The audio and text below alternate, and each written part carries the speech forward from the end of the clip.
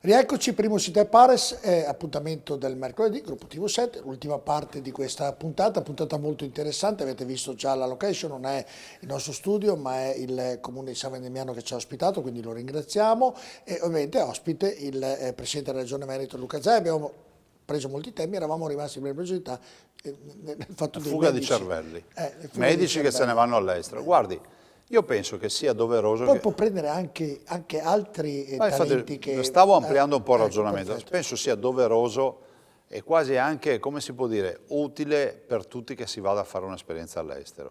Glielo dico da ex studente, ma magari avessi potuto io avere i voli low cost che ci sono oggi. Nel 93 quando mi sono laureato non c'erano neanche le possibilità di interscambio Lei culturale. poteva andare a cavallo. Sì, però diciamo mi sarebbe piaciuto, solo che il costo era Sì, è insopportabile. vero. Oggi, consideri che io oggi vado in giornata a Bruxelles per lavoro, 20 anni fa era impossibile andare in giornata a Bruxelles per lavoro. Con costi oggi, diciamo, prenotati addirittura, si va a Londra con 20 euro un viaggio in Esatto, aereo. Insomma, poi se sì. uno, e quindi il mondo è più Cambiato, piccolo, è certo, più piccolo. certo.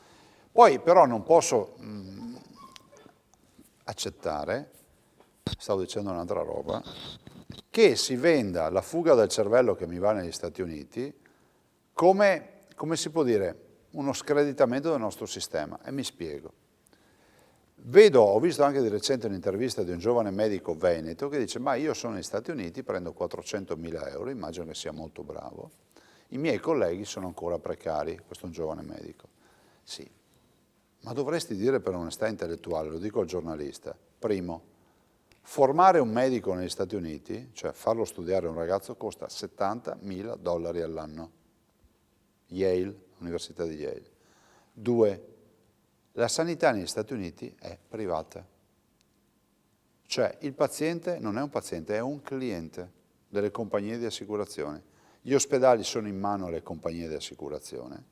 Chiamare un'ambulanza dall'altra parte della strada al tuo lato di strada, se hai la fortuna di farti male o vivere davanti all'ospedale, costa 4.000 dollari. Se non paghi, posso citare nomi e cognomi di casi anche finiti sui giornali dove siamo intervenuti noi come Regione del Veneto, se non paghi quando arriva l'ambulanza resti in strada. Devi avere sempre la carta di credito a seguito. Chi va negli Stati Uniti confermerà questo aspetto. Non solo. Allora ti assicuri, ma se hai patologie o malattie tali per cui c'è il rischio, l'assicurazione non ti assicura. Ad esempio il diabetico ha difficoltà a assicurarsi negli Stati Uniti, perché il diabete ha tutta una serie di ricadute con malattie cardiovascolari e altro che prevedono delle cure. Allora io dico, bene, mi parli della fuga dei medici all'estero, però mi devi dire anche il contesto nel quale vanno. È come se noi andassimo in Africa, in un paese sfortunato dell'Africa, dove è difficile far tutto, anche trovare un secchio d'acqua per lavarsi, e lì si facesse un'intervista, noi siamo i due africani del posto, e l'africano 1 chiede all'africano 2, ma secondo lei è giusto che per che motivo i nostri medici vanno a lavorare in Italia, in Veneto? E l'africano risponderebbe, ma tu hai visto come sono presi in Veneto? Per forza vanno lì. E io dico, hai visto come sono presi negli Stati Uniti? Per forza vanno lì. È tutto privato, possono pagarli tanto. C'è anche una via di mezzo, però, Presidente, è vero quello che La via dice, di però mezzo, c'è anche che si possono aumentare allora, gli gli stipendi non si insomma. possono aumentare per legge, perché è una legge nazionale, non regionale. Se no avremo le proteste in strada tutti i giorni. I medici sanno benissimo che non dipende da noi l'aumento del contratto. E due, noi forniamo una sanità che permette a questi medici anche di avere la possibilità di avere sempre alte tecnologie. La qualità della sanità del Veneto dipende dai nostri medici, dai nostri operatori e anche dal fatto che sul fronte della diagnostica non scherziamo. Questo è quello che le dico. Va bene, in ogni modo sicuramente io ho avuto la testimonianza che la sanità nel Veneto, per quanto mi riguarda personalmente, funziona e E funziona quanto ha davvero. pagato? Ma non ho pagato nulla, ho pagato, I ticket. m'hanno salvato, Presidente, m'hanno salvato. Se fosse stato negli Sono Stati qui ho la Uniti, fortuna di intervistarlo, perché ecco, se naturalmente fosse stato negli Stati Uniti che non poi il mio sarebbe andata patrono è così. andato via da Padova, anche è scappato, ma è andato a Castelfranco, qui vicino ugualmente, insomma. Però la sanità, devo riconoscere, per quanto mi riguarda, è stata davvero straordinaria, Però mi scusi, ma mi allora, sembra di averle già detto questo. la perfezione non è di questo mondo, no? Io vedo i dati, io sono molto attento alle tabelle delle liste d'attesa. Vedo i dati, il 98% dei tempi sono rispettati per legge. Fra l'altro voglio ricordare che il Veneto ha anche ridotto la tempistica rispetto alle tabelle nazionali. Poi c'è chi ha il disguido, no? Chi ha difficoltà. E io dico, è giusto che ci segnaliate i disguidi, perché io li vedo tutti se ci segnalano in regione. Però è anche giusto ogni tanto fare un appello a quelli che non ce li hanno e non dicono mai nulla.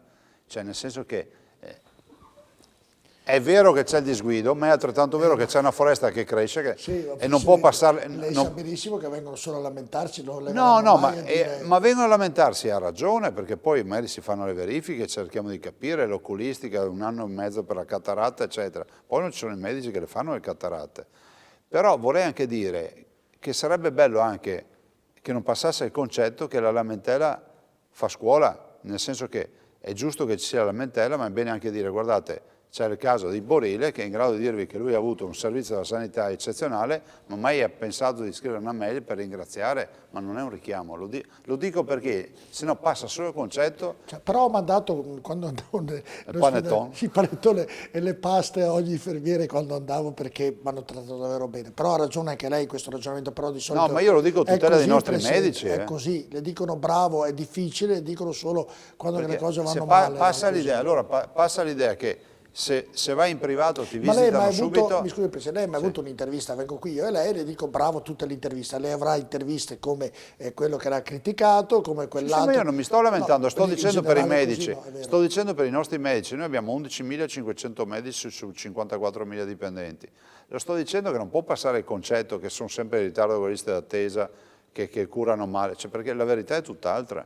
Dopodiché è vero che a volte abbiamo delle situazioni in cui il cittadino o finisce dentro nell'ingranaggio sbagliato e non riesce più a venirne fuori. Però adesso le lancio un messaggio che è a suo vantaggio. Lei mi dica onestamente, da Veneto, ci tolga dalla carica che ha e ascolta molti pazienti. Secondo lei la maggioranza dicono che la sanità in Veneto funziona o no? Guardi, quelli che parlano di sanità sono tutti quelli che devono lamentarsi. Sì, io ho sentito invece molti che parlano bene, però molto probabilmente... Da noi, sarà che io verranno sono attento alla lamentela perché mi serve per verificare. E a volte verificano hanno ragione i cittadini, a volte verifico e hanno torto Io ho mazzo i sentito cittadini. lamentarsi i medici che hanno poche sale operatorie, ho sentito gli infermieri che sono in pochi, ma i pazienti ho sentito una lettura diversa, sai, conoscendo nella mia città la sanità. Se sono aumentati dal 2010 gli infermieri, gli OS, vuol dire che hanno tanto sotto organico nel 2010 perché se dicono sono ancora pochi. È così. Io non, guardi, loro fanno un lavoro eccezionale, gli infermieri, gli OS, tutti gli operatori. Dopodiché non è che io mi diverto a star lì a dire no qua, no di là, cioè, la verità è che abbiamo un budget da rispettare, cioè, se non ci siamo resi conto che in questo paese, e siamo l'unica regione che non applica tasse in Italia, Certo. se avessi le tasse potrei fare altre robe, però io, come si diceva una volta, o minestra o finestra, cioè Uno delle due, non c'è tanta alternativa. O la moglie, insomma, O cinema o gelato. è vero che è questo. Senta, uno dei problemi importanti è l''ndrangheta in Veneto. È stata smantellata un'organizzazione, meglio quella che si era resa protagonista di estorsione e minacce nei confronti di molti imprenditori. E secondo lei quanto è radicata la criminalità qui nel nord-est? Guardi, a leggere i giornali sembra che sia un fenomeno importante, soprattutto a sentire il procuratore Cherchi e tutti gli addetti ai lavori, i suoi uomini e le forze di polizia che ci dicono, le forze dell'ordine in generale, che ci dicono che il fenomeno c'è. Dopodiché siamo fortunati di avere una procura come quella di Venezia, con il procuratore Cherchi, che funziona, che scoperchiano pentole in Ma lei ha avuto ebollizione. degli imprenditori che sono venuti, senta No. Presidente, non ne ha mai avuti? No. Quindi denunciavano direttamente alle forze dell'ordine o alla questura? Cioè, no, perché sennò avrei denunciato, perché io non... Cioè, forse non è chiaro, ma quando tu vai a dire qualcosa al Presidente della Regione, il Presidente della Regione è un pubblico ufficiale. Nel momento in cui gli hai detto qualcosa, devi renderti responsabile. No, è chiaro che venendo a dire poi è stato denunciato, inteso in questo senso. Per cui, perché lo dico questo? Perché se io non denunciassi, commetto un'omissione, è omissione da parte mia, perché ho l'obbligo di farlo. A parte il fatto che ce l'avrebbero per Costituzione anche i cittadini. Cioè noi cittadini quando vediamo compiere un reato dobbiamo denunciare, poi magari qualcuno non lo fa, però onestamente no. Però c'è questo sentore da più parti, almeno ci arriva. È un'inquietudine adesso, no? Perché giustamente adesso glielo dico da cittadino, non sai mai a chi stringi la mano, glielo dico anche da governatore, cioè alla fin fine devi stare attento anche con chi parli, consideri che io faccio una vita molto attenta, non vado a cene, non vado di qua, non vado di là, però c'è un minimo di rapporti che devi avere, ricevo su sedi ufficiali, non ricevo al ristorante, non ricevo ai distributori della benzina, non ricevo fuori di casa dell'autostrada, però poi a volte leggendo la cronaca sembra che basta che uno ti abbia fermato per strada a chiederti qualcosa e finisci che sei... Vabbè, è cambiato il mondo, sì. Guarda, nel paragone Non così... è il mio caso, però no, lo no, dico. non è chiacchierata, faccio un ragionamento. Non è Una facile volta, neanche fare se tu l'amministratore. vedevi un bambino, lo accarezzavi, oggi devi stare attento beh, perché non si sa mai. Assolutamente Anche, sì. e quindi è diventato un po' anche esageratamente difficile vivere, insomma, perché va bene tutto, però ci sono anche dei Guardi, limiti, io non le presumo, nego, se sono in un luogo pubblico e devo andare al bagno, glielo dico, vedo entrare bimbi, non ci vado finché non sono usciti.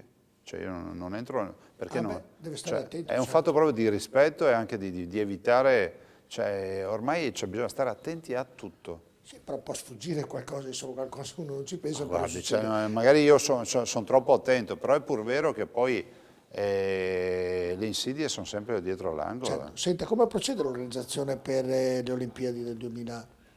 Bene, stiamo procedendo, il lunedì andremo a... 2026. Sì, a fare presso lo studio notarile a Milano, a firmare l'atto per la costituzione della nuova fondazione che sarà l'ente giuridico a gestire le Olimpiadi.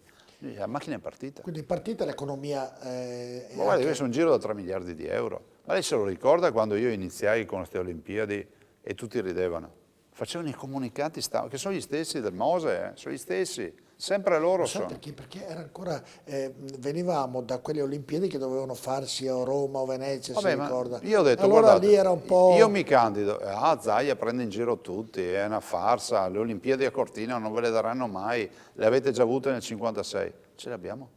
Noi siamo sede olimpica 2026 e abbiamo anche i mondiali che abbiamo portato a casa per il 2021. Cioè una coppiata così, Olimpiadi e mondiali, è mai accaduta nella storia delle Olimpiadi.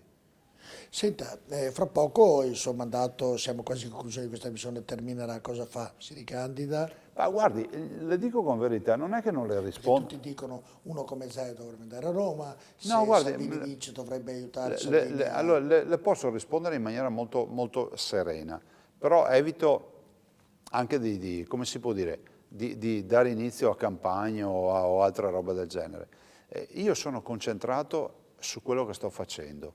Non amo, come si può dire, sporcare la mia azione amministrativa da pre-campagna o campagne. Quindi quando sarà il termine di scadenza per le candidature vi dirò se corro o non corro, punto. E lei ha anche detto che lo correrà con i soldi suoi. Mi sembra proprio Ma no, ma questo l'ho l'ho sempre... visto in quel filmato con l'esponente del PD, sì, si sì, ma ricorda. questo l'ho sempre fatto, sa perché?